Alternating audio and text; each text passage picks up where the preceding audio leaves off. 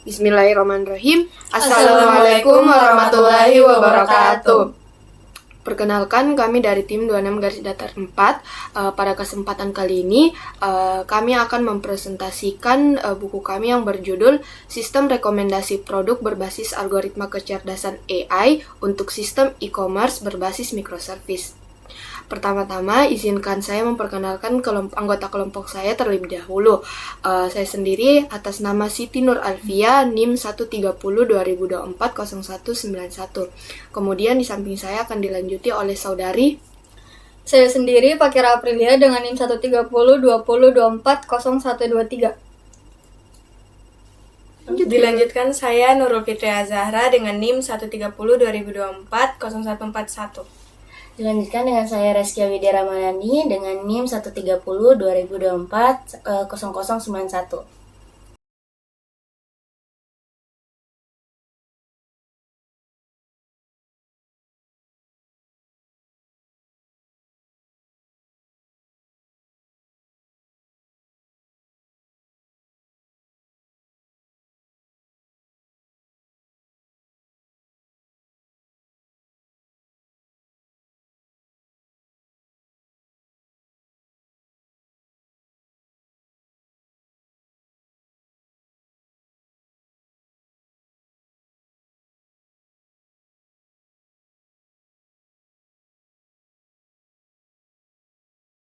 Baik, presentasi kali ini akan dibagi menjadi 4 bagian.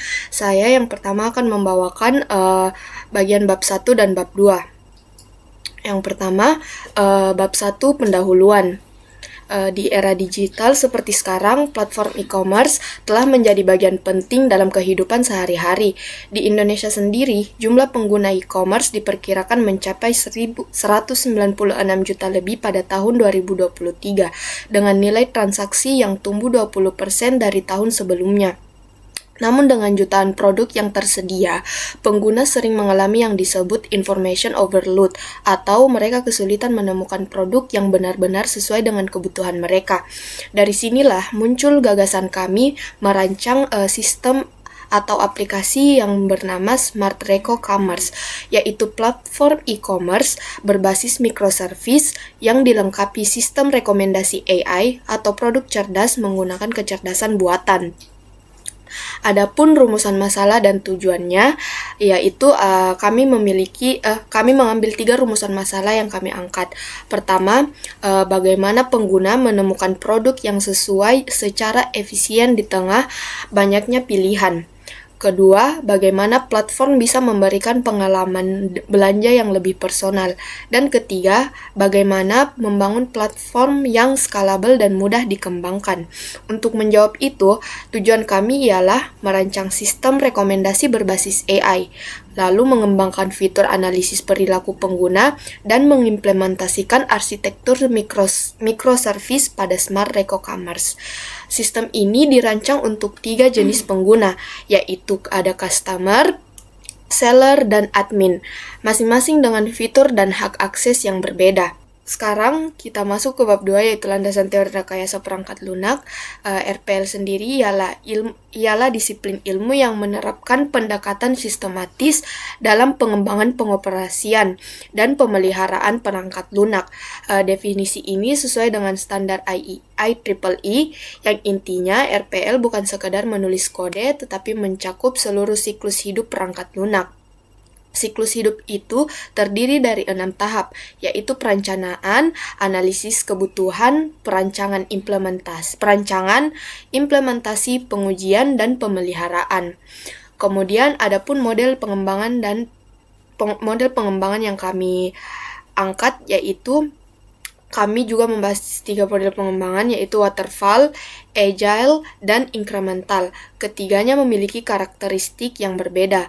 Waterfall sendiri itu bersifat sekuensial dan cocok untuk kebutuhan yang sudah jelas sejak awal. Sedangkan agile bersifat iteratif dan fleksibel terhadap perubahan.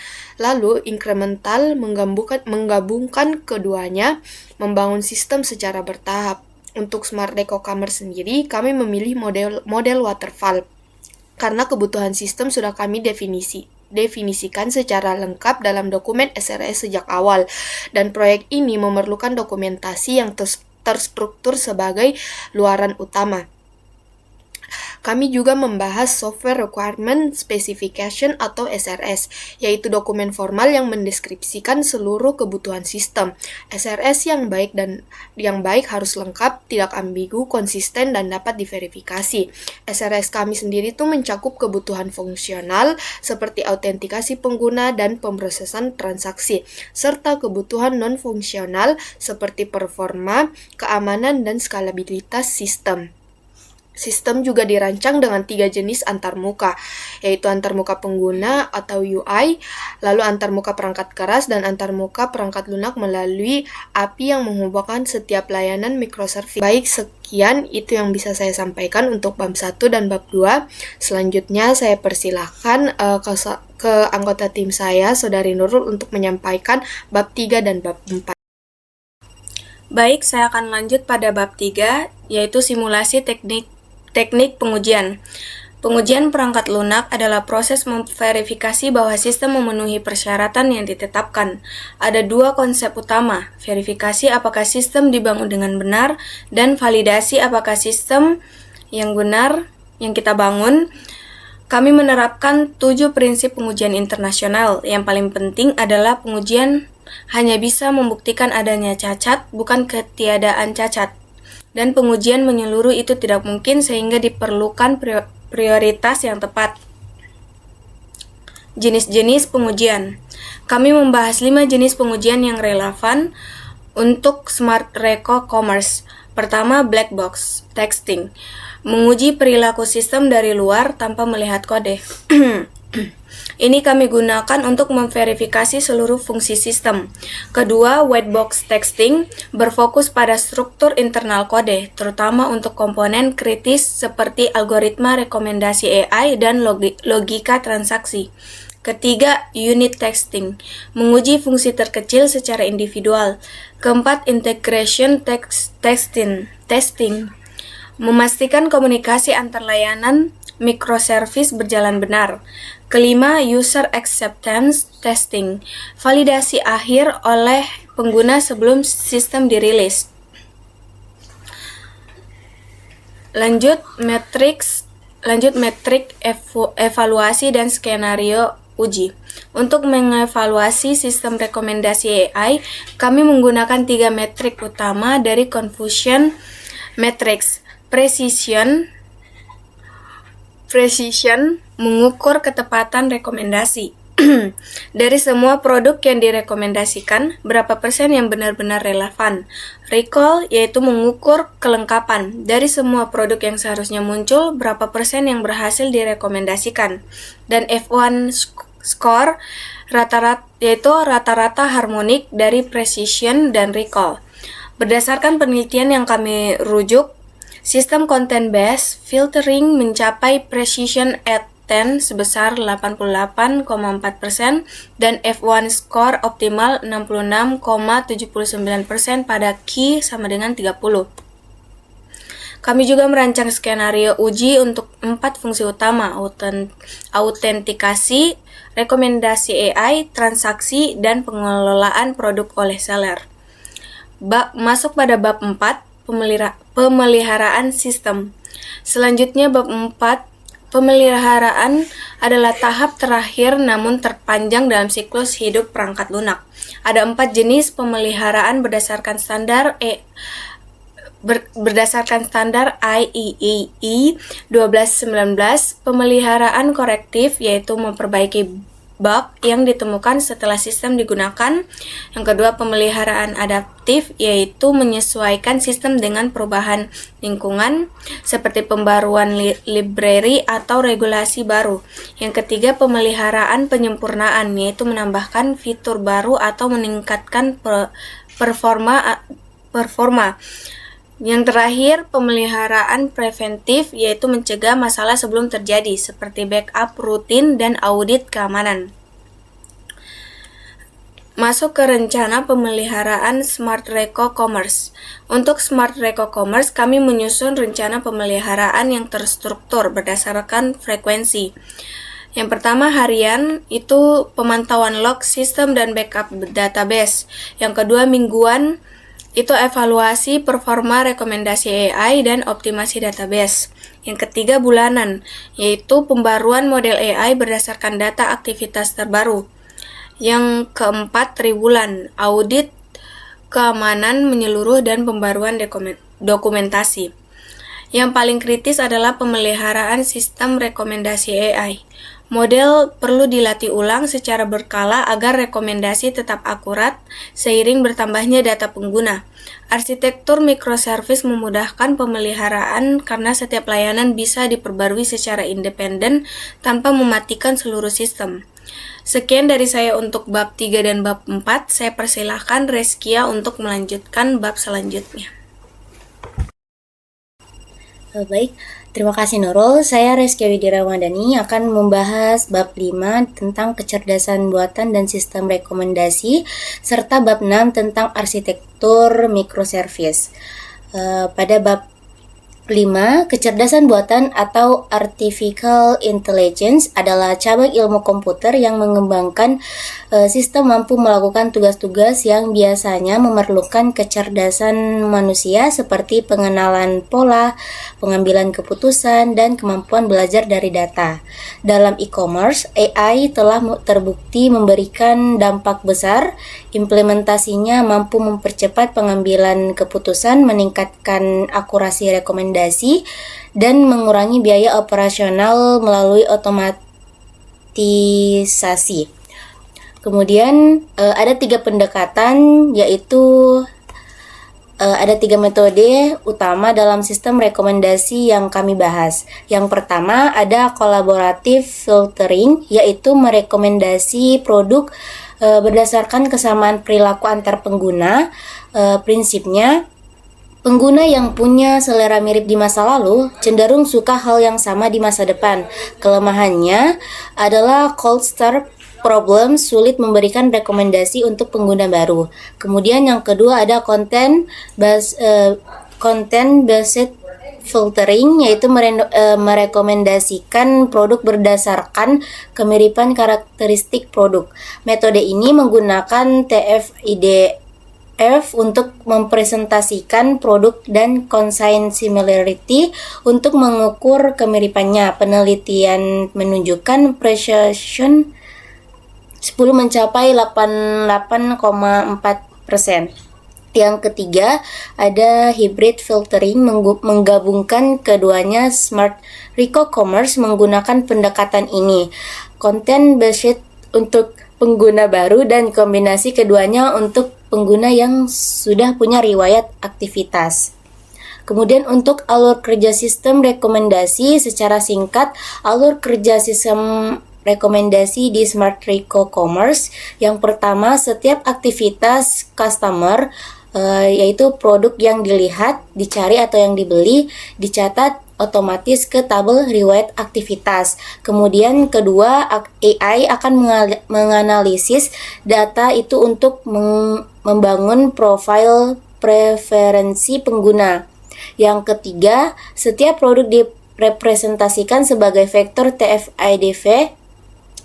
Keempat, consign similarity digunakan untuk menghitung seberapa cocok produk tersebut dengan preferensi pengguna. Yang kelima, produk dengan skor relevansi tertinggi ditampilkan di halaman utama customer secara otomatis. Baik, sekarang kita masuk ke bab 6, yaitu arsitektur microservice. Berbeda dengan arsitektur monolitik yang menyatukan semua komponen dalam satu aplikasi besar, microservice membagi sistem menjadi layanan-layanan kecil yang berjalan secara independen namun saling berhubung melalui API. Keunggulan microservice antara lain yaitu setiap layanan bisa dikembangkan, diuji, dan dideploy secara terpisah. Lebih mudah diskalakan sesuai kebutuhan, dan jika satu layanan bermasalah, layanan lainnya tetap akan berjalan. Kemudian Smart Rico Commerce terdiri dari 5 layanan microservice. Yang pertama, layanan pengguna, mengelola registrasi, login, dan manajemen akun. Yang kedua, layanan produk, mengelola data produk dan kategori yang dikelola seller. Yang ketiga, layanan transaksi, memproses keranjang belanja, check out, dan pembayaran. Yang keempat, layanan rekomendasi AI, menganalisis riwayat aktivitas dan menghasilkan rekomendasi produk personal. Yang kelima, layanan analitik yang menghasilkan laporan penjualan dan prediksi untuk seller dan administrator. Ya, kelima layanan ini berkomunikasi satu sama lain melalui API secara terstruktur dan terstandarisasi. Dengan arsitektur ini, Smart Rico Commerce lebih mudah dikembangkan, dipelihara, dan diskalakan sesuai pertumbuhan bisnis. Itu bisa saya sampaikan. Hanya itu bisa yang saya sampaikan. Saya persilahkan Fahira Aprilia untuk melanjutkan bagian terakhir. Baik, terima kasih Reskia. Saya Fakira Aprilia dan saya akan melanjutkan membahas bab 7 dan bab 8. Bab 7 yaitu perancangan sistem Smart Reco Recommerce. Bab 7 inti dari buku ini disinilah semua teori yang sudah dibahas sebelumnya diterapkan secara konkret dalam perancangan Smart Reco Commerce. Smart Reco Commerce adalah platform e-commerce berbasis web yang melayani 3 peran pengguna: customer yang berbelanja, seller yang mengelola produk, dan administrator yang mengawasi seluruh sistem. Sistem ini memiliki 5 layanan microservice yang telah dijelaskan Reskia. Sistem rekomendasi AI-nya bekerja berdasarkan data riwayat aktivitas pengguna yang tersimpan di database. Adapun Entity Relationship Diagram atau bisa disebut ERD, untuk base data kami merancang ERD yang terdiri dari beberapa entitas utama, yaitu user, produk, kategori, transaksi, detail transaksi, riwayat aktivitas, dan rekomendasi produk. Entitas riwayat aktivitas menjadi jembatan antara perilaku customer dengan sistem rekomendasi AI. Setiap kali customer melihat, mencari, atau membeli produk, aktivitasnya dicatat di sini dan menjadi bahan analisis AI untuk menghasilkan rekomendasi yang personal. Adapun juga data flow diagram, bisa disebut DFD. DFD atau data flow diagram menggambarkan aliran data dalam sistem. Di level 0, sistem Smart Reco Recommerce menerima input dari customer, seller, administrator, lalu menghasilkan output berupa produk, rekomendasi, transaksi, dan laporan. Di level 1 ada 6 proses utama, yaitu autentikasi login, kelola produk oleh seller, proses transaksi, rekomendasi AI, analitik laporan, dan kelola sistem user oleh administrator. Yang menarik adalah proses 4, rekomendasi AI. Proses ini membaca data dari tabel riwayat aktivitas, lalu menghasilkan output berupa daftar rekomendasi produk yang ditampilkan kepada customer. Berikutnya ada State Transition Diagram, yaitu STD, atau prototype, bisa disebut juga prototype. STD menggambarkan alur navigasi pengguna berdasarkan role-nya. Setelah login, customer diarahkan ke halaman jelajahi produk dan rekomendasi, lalu bisa lanjut ke keranjang dan checkout. Seller diarahkan ke dashboard kelola produk dan administrator ke dashboard monitoring system. Untuk antarmuka, kami merancang 15 halaman prototype yang mencangkup semua fitur utama, yaitu homepage, registrasi, login, dashboard customer, halaman, produk rekomendasi AI, keranjang, dan checkout, dashboard seller, dashboard administrator, hingga halaman monitoring system. Halaman rekomendasi AI adalah fitur unggulan kami, menampilkan daftar produk yang direkomendasikan khusus untuk setiap customer beserta skor relevansinya, sehingga pengguna bisa langsung melihat mengapa produk tersebut direkomendasikan untuk mereka. Baik, kita masuk ke bagian kesimpulan. Pertama, Smart Reco Recommerce berhasil dirancang sebagai platform e-commerce berbasis microservice dengan sistem rekomendasi AI yang mengatasi masalah information overload secara efektif. Kedua, pemilihan model waterfall terbukti tepat karena kebutuhan sistem telah terdefinisi dengan jelas sejak awal, menghasilkan dokumentasi yang komprehensif. Ketiga, kombinasi TF-IDF dan cosine similarity menjadi fondasi sistem rekomendasi yang akurat dengan target prescient at 10 di atas 88%. Keempat, arsitektur microservice memastikan sistem scalable, modular, dan mudah dipelihara seiring pertumbuhan pengguna dan fitur. Kelima, skenario pengujian yang terancang dengan baik memberikan jaminan kualitas sistem sebelum diimplementasikan secara nyata. Saya masuk ke saran. Ada beberapa saran penting ke depan. Yang pertama, melengkapi semua gambar dan diagram yang masih berupa placeholder dalam buku, termasuk prototipe antarmuka DFD, ERD, dan STD. Kedua, melanjutkan ke tahap implementasi nyata agar nilai prescience, recall, dan F1 score bisa diperoleh dari data real, bukan hanya simulasi. Ketiga, memperdalam penjelasan teknik algoritma AI yang digunakan, terutama mekanisme hybrid filtering untuk menangani cold start.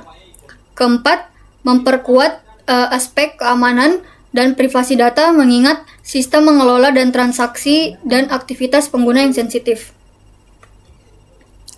Kelima, ada menambahkan strategi pemeliharaan model AI jangka panjang agar rekomendasi tetap relevan seiring berkembangnya platform.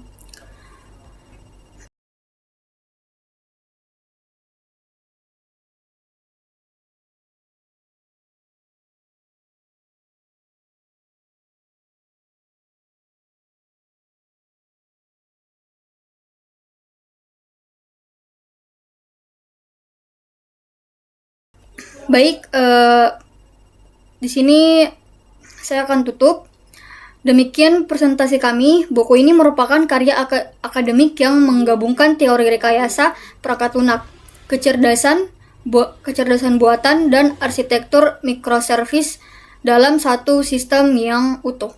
Kami berharap Smart Reco e-commerce dapat menjadi referensi yang berguna bagi mahasiswa dan praktisi yang ingin mengembangkan sistem e-commerce berbasis AI di masa mendatang. Atas perhatian Ibu Putri dan teman-teman sekalian, kami ucapkan terima kasih. Kami siap menerima pertanyaan dan masukan. Wassalamualaikum warahmatullahi wabarakatuh.